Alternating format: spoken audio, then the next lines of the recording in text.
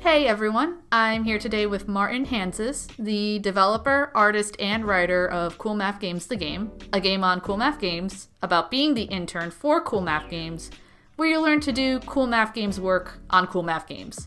Martin is also the developer, artist, and writer behind the Clam Man series, a hilarious 2D adventure game about a clam man on an adventure to bring clammy justice to the world of Snacky Bay. And Martin, thank you for joining us here today. Thank you so much for having me.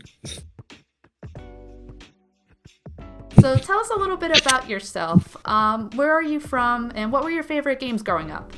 So I am originally Finnish. I was born and grew up in Finland for most of my life, and I'm currently in Canada. I moved here in 2019, and currently based in Vancouver. Growing up, I kind of always had a fascination, like bordering on obsession with games, I think. We didn't have a PC for the longest time. We didn't have any consoles at home. So it was a lot of me going to friends' houses and being like, can we play the game? For the majority of my childhood, I didn't actually play games myself. I just kind of watched them, and I just kind of marveled at them, how they worked and everything. And there's a lot of reading, like instruction manuals. I would borrow instruction manuals from friends to read them, and I was like, oh man, it's so cool. And I remember buying my first game, which was Rayman for the PC, and buying it on a trip.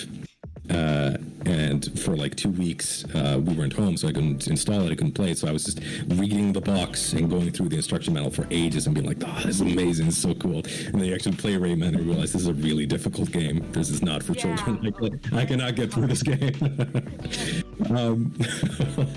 And for the longest time, it was never really a question of like I want to make games or I can make games. Not because I didn't believe that I could. It was just like it just didn't like register as a viable career or a thing that people do. I used to be a chef. I used to work in a restaurant, so I'd work late hours, and then you come home from work and working in a restaurant, working in the kitchen is a very kind of high adrenaline job, so you're not sleeping for like this number of hours after coming home. So in the middle of the night, all your friends are asleep because they've got university or work or whatever. So it's just me sitting up late and like learning Unity and learning how to code and learning how games were made. So Unity was your first, I would say your first like game engine that you really focused on making games? Yeah, that I really focused on is a good way of putting it. I did mess around with Construct way back, but it never like really amounted to anything. Like Construct is great for learning how to make games, I think, but making like actual games or like finished games, it's a little bit more difficult, and it requires like a very particular type of development. It's very visual in a way that's different from Unity at the time, at least. It's really cool. I didn't even know that you were a chef before. That is. It was a lot of work, but I think when you have that kind of again, like that almost obsession with it of like I want to make this, I need to make this. You kind of learn, and you have no choice but to learn. Honestly, like you keep failing until you figure it out. That's the best lesson for it. Failure is a great teacher for that, and it's really cool you had that passion to show. So I guess kind of with moving on to talking about the development of Coolmath Games the game, what were you most excited to work on with the project? I could definitely see it through the dialogue especially, but I don't know if there was another part that really you loved working on while doing that. I think so dialogue is always a fun thing. It was interesting because going into Coolmath Games, I was kind of burnt out from the prior project that I worked on, which had close to 300,000 words of dialogue, which was written in a year and a half, or truly a year. So I was a little burnt out about it, but dialogue, like you said, is obviously always like one of the draws, especially when I can have fun with it.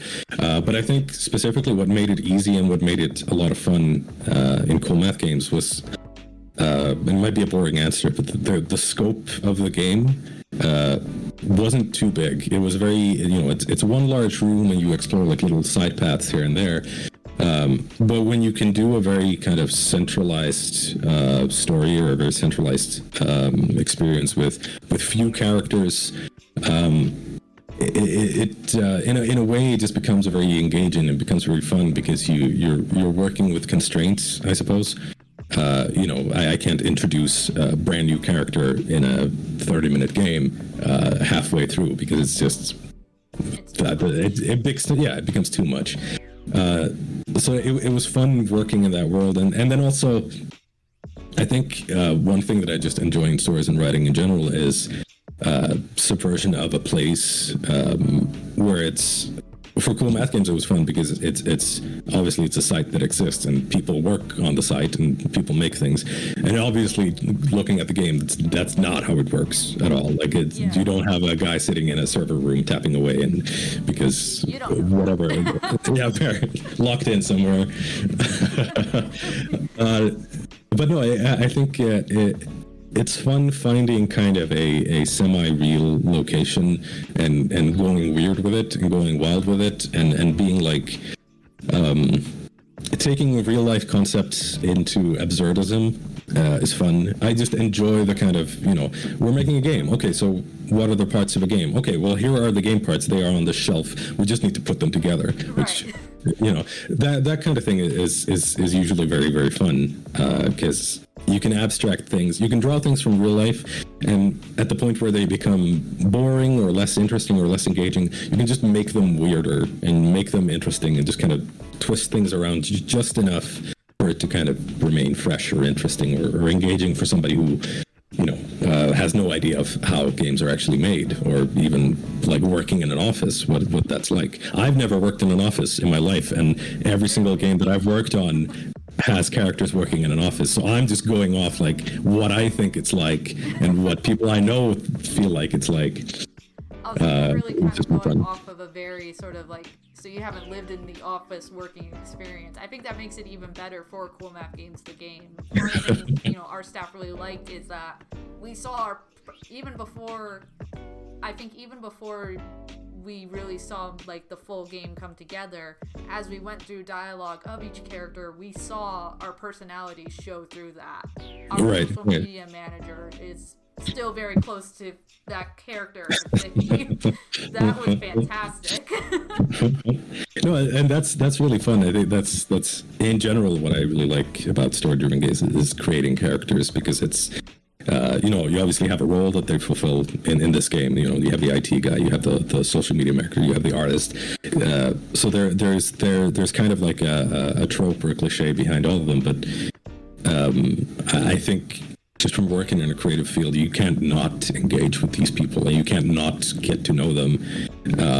So you end up kind of drawing from everybody, and it's really fun seeing things that I think are so unique and specific to a particular person and putting that in the game and being like, oh, this will be a fun like new experience for people to play and be like, oh, what an interesting character. And then people play it and they're like, it's just like me for real.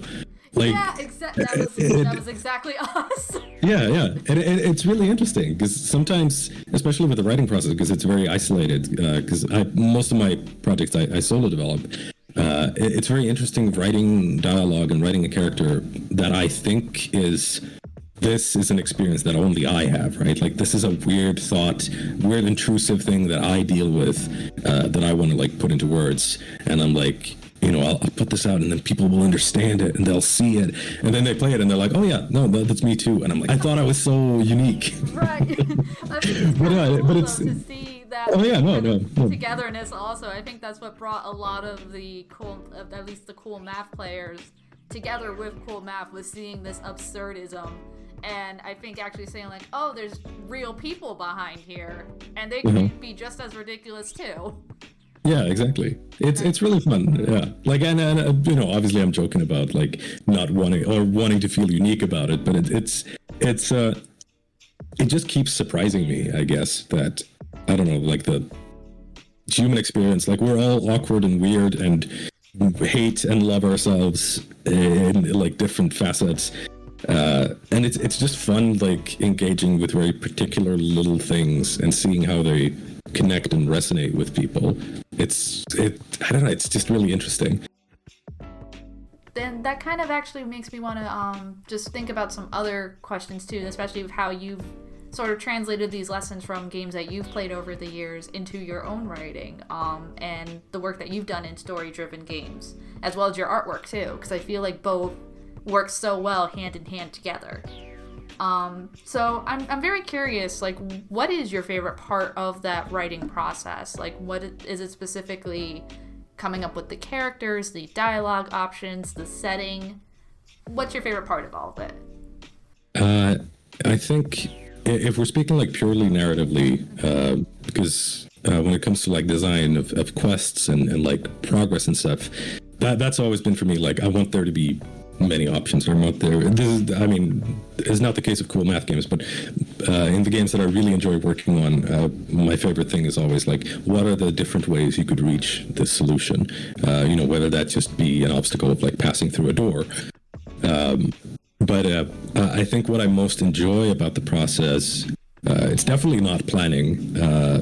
I think what I enjoy the most is when I start to write the dialogue. I often find that I have something of an idea of what the character should be like and what they're like, but I don't really they don't really come to life until I start writing them. And I think halfway through a dialogue with a character is when I know that, okay, this is who they are. And if I have to, I'll go back and edit some stuff. But usually I just find that as soon as I start writing a character, the most fun thing for me is like mentally coming up with like, what's their voice, like physical voice, like what do they sound like? Are they high pitched, low pitched? Do they speak slowly? Why do they do that? And I think part of that comes from my love for tabletop role-playing games. Of you have a player who's like, is there a temple in this city? And you're like, well, I guess. And they go to talk to the temple, and they're like, all right, is there a priest here? Is there somebody I can talk to? And you're like, yeah, okay. So there's a gnome, and he looks, and you start improvising, and you create this character on the spot. And I always find that those characters are the most fun for me to do, because they leave it entirely open for improvisation and for coming up with something on the spot. And then when you do that, you'll say a certain word or you phrase things a certain way, and you're like, okay, that's an interesting direction. I'm going to go there and turn them into this character, or now they're like this, now they're like that, and or even like based on what the player says to the character, you're like, okay, are they going to react positively or negatively? Like, what's the initial reaction, and then coming up with it. So I think what I really love in narratives, and I think it's something. An affordance that I have due to working in solo development is that I can write a dialogue and I can be like, it'd be funny if I can say this. But that's the really fun part for me, because since I work on it alone, I don't have to go to like 10 people and be like, okay, so I had this idea. I can just be like, no, this is something that I'm doing now. And then, I bloat the word count to like 2 million words or whatever, and I hate myself for it. But it's the most fun part, because I can just enjoy the writing process itself and come up with solutions and consequences as I'm doing it. Like when I'm in that space and I get to improvise freely and just do things however I want to do them, that's what I really I really love that. So, what's your favorite game that you've worked on thus far? That's very hard. I think the cop-out answer is that there's always an aspect of any game that I work on that's fun and interesting, and I can't really pick a favorite. But one that always comes to mind is this short game I made called Abide With Me, which is like a it's like a short trade. I found you actually was playing that, and I was like, wow, this is awesome. And then I played Clam Man, and I was like, wow, this is awesome too. I like this range. It's good. I think the reason why that game kind of still sticks out to me is because it's mostly the kind of emotional reaction I want from my games is just kind of amuse people, or make sure they have a good time, or poke fun at them, poke fun at myself. I like comedy in general. It's just a kind of genre that naturally I'm drawn to, just kind of amusing people. But Abide With Me is not funny at all. It's a very serious game. It's about this this guy who comes back to visit his parents, and he hasn't seen them in a while, and they're kind of resentful towards it. His father has dementia or Alzheimer's or this kind of illness or disease that kind of reduces his memory of things and makes things hazy and foggy. And the game is about like difficulties in communication. So the first time you play through it, you have these dialogue options that you say and you interact with, and it kind of changes things as you go. And then you play through it again, and all the dialogue options are different now. They are what your character is actually thinking. And the dialogue is still, the resulting dialogue is still the same, slightly edited for brevity. But it's more about, you kind of see the same scene again, the same two scenes in a very different light, and it kind of expresses these emotions and these feelings that the main character has that he's unable to vocalize. And that game was very interesting to work on. It was very therapeutic, I think, and the idea for that was most games, most Western games certainly have a very particular type of narrative that usually ends triumphantly. There's a good ending of sorts, or there's or either it's a tragic ending, that's just fully tragic. Everybody dies, the kind of like typical old school tragedy. But there are a few games where you play as a character with very conflicting feelings, very difficult things to process. And there is no resolution. There is no resolve. There is no fixing this. It's just a question of putting yourself into the shoes of somebody who is unable to communicate these things and unable to communicate these feelings.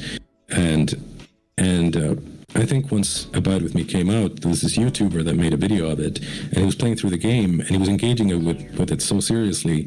And then the second half of the game rolls around, and he was crying, and his reaction was so like visceral, and just going, that's a lot, or like that's heavy, that's hard, and seeing that reaction, I don't know, it made me very proud, I suppose, of the game. It feels very nice to see that people can connect and resonate with something, that it's a character that in a very particular circumstance that not a lot of people necessarily have experienced, but seeing people play it and engage with it and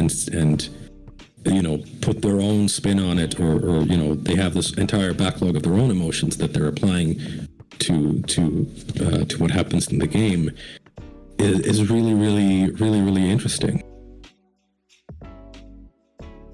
So talking a lot about game development, especially your work through story-driven games, what advice would you give to aspiring game devs, whether they want to work on narrative or more of a puzzle base? Just any advice you would give to game developers, or what's helped throughout the years? So like my main thing for like aspiring writers and narrative designers is that like learn to love the craft, or understand whether or not you love the craft or you love being a writer. Because like unfortunately a lot of people just want to be writers, and I mean it's great, like write what you want, write what you make, but like consider whether or not the way you write and what you write should be a game or needs to be a game, or consider the way you write and consider the type of game that should be. And yeah, like learn to love the craft itself. Learn to love solving problems. If you do already, that's great. But genuinely, because a lot of narrative designers and writers in games, the first game you're going to get to work on is not your dream project. It's not what you want to make. You're going to end up where a triple A studio making a military shooter, and you have to name 50 guns or whatever. I think to some extent you have to learn to love that part of it. You have to love every aspect of it to really do it well and to really enjoy doing it, because you're doing yourself a disservice if you want to write games or want to do things in a very, very particular way that ultimately you're not really going to get to. Like if you are very rigid in your approach to it, to your creative process and to games that you want to make, then consider what that means. Consider, should I be writing games or should I be writing books? Should I be writing screenplays? Because I see a lot of like really good writers online, and I talk to them, and sometimes it feels very clear that you sound like you want to make a movie. Like, you know, and that's great. Like work on that, make that. But don't, you know, games writing is a very different beast from writing a movie or a TV show or a book. So I think that's the part of it. Like, learn to love the craft, learn to enjoy whatever it is you're doing, just enjoy that. And I think you can tell when somebody really, really loves just games as a medium. And then finally, the big advice is always just make something. And I find that's often how you can tell who really cares about the medium or who cares about making games. Because if you want to make a game, and if you really have that drive to make that game, you probably made it already, like, or you are making it. It's this thing of, you know, I painters saying that I paint because I don't have a choice. I have to. Like, I can't not paint. I can't not draw. Like, it's just something that I have to do to express myself, and that comes out.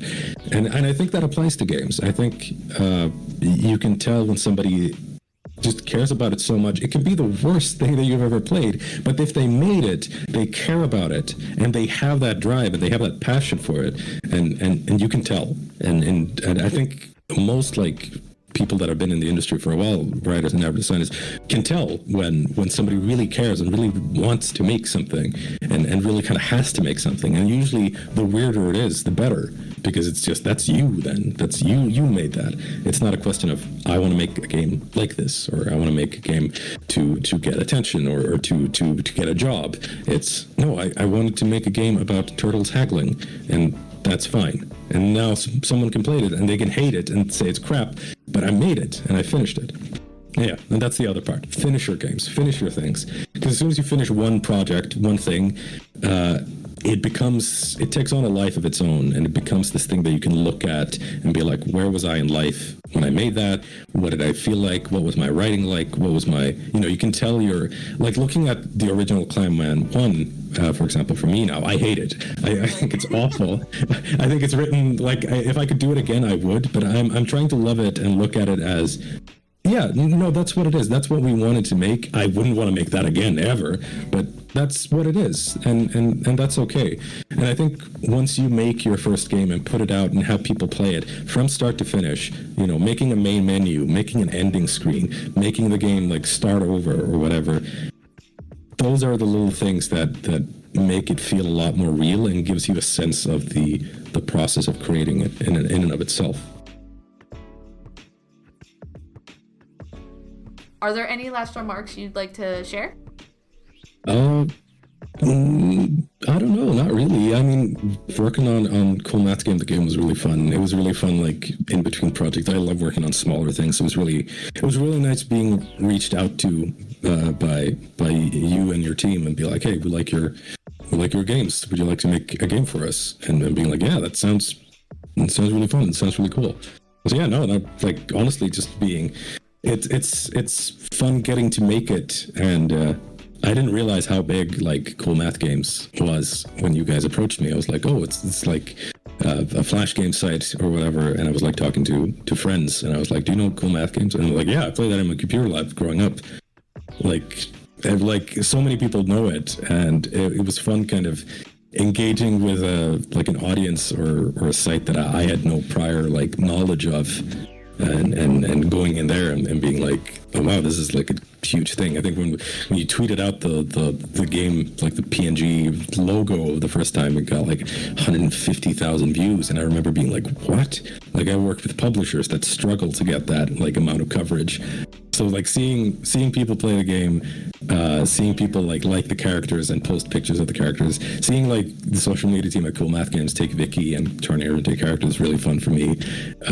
No, it's just been really fun. All right, awesome. So make sure, please, you follow Martin on Twitter at Marifrast, and follow Clam Team on Twitter to see the progress on Clam Man 2. And links to both of these Twitters will be in our video description. Martin, thank you so much again for having this interview with us. We really appreciate it, and we're looking forward to seeing more of your work. Yeah, no, thank you so much for having me. It's always fun to talk narrative.